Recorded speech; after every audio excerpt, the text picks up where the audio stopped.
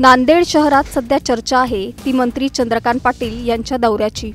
कारण मंत्र्यांनी नुसताच दौरा केला नाही तर त्यांच्या छोट्या पण मनाला भिडणाऱ्या कृतीने हॉटेलमधल्या कर्मचाऱ्यांच्या चेहऱ्यावर आनंद फुलवलाय।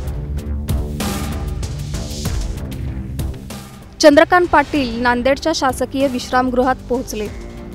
नियोजित कार्यक्रमामुळे प्रवासाचा थकवा त्यांना जाणवत होता, पण तरीही त्यांनी कर्मचाऱ्यांशी नेहमीप्रमाणे आपुलकीने संवाद साधला।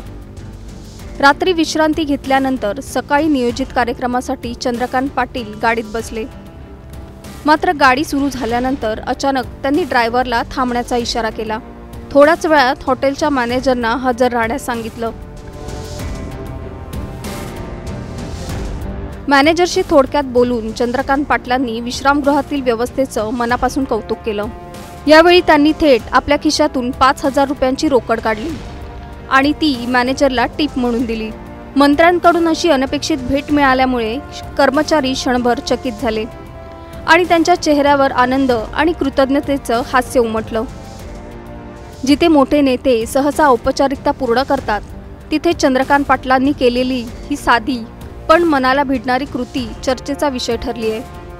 मंत्री असो किंवा नेता, त्यांच्या छोट्या कृतीने जनतेच्या किंवा कर्मचाऱ्यांच्या मनावर कायमचा ठसा उमटतो।